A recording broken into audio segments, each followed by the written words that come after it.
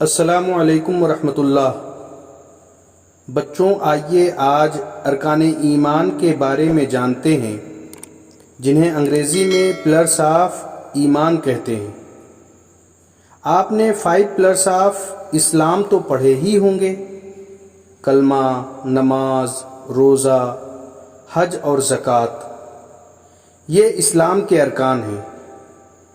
اسی طرح ایمان کے بھی 6 ارکان ہیں۔ سب سے پہلے ارکان ایمان اور ارکان اسلام کے فرق کو جان لیتے ہیں۔ حضرت شیخ عبدالحق محدث دہلوی علیہ الرحمہ فرماتے ہیں، اسلام ظاہری اعمال کا نام ہے اور ایمان باطن کے اعتقاد کا نام ہے۔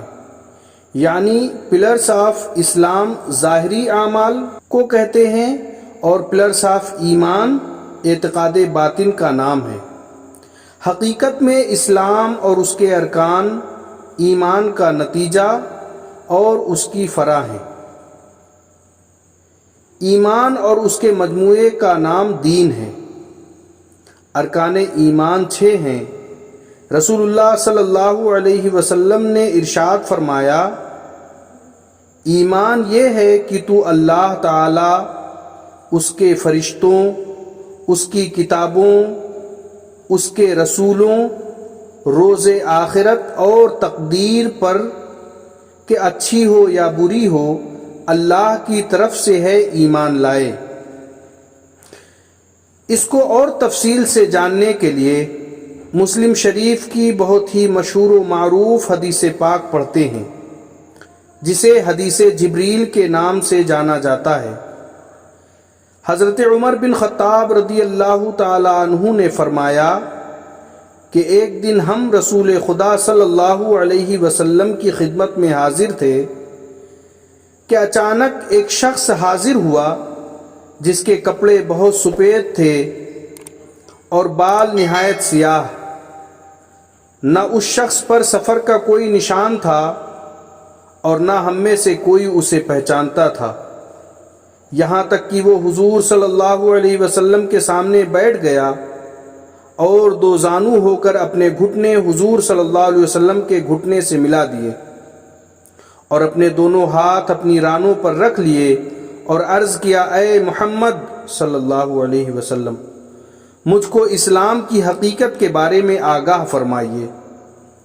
حضور صلی اللہ علیہ وسلم نے فرمایا، اسلام یہ ہے کہ تو گواہی دے اس امر کی کہ خدائے تعالیٰ کے سوا کوئی معبود نہیں اور محمد صلی اللہ علیہ وسلم خدائے تعالیٰ کے رسول ہیں، اور تو نماز ادا کرے، زکوٰۃ دے، رمضان کے روزے رکھے اور خانہ کعبہ کا حج کرے اگر تو اس کی استطاعت رکھتا ہو۔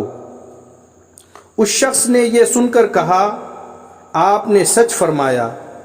راوی کا بیان ہے کہ ہم لوگوں کو بڑا تعجب ہوا کہ یہ شخص معلوم بھی کر رہا ہے اور خود ہی تصدیق بھی کر رہا ہے۔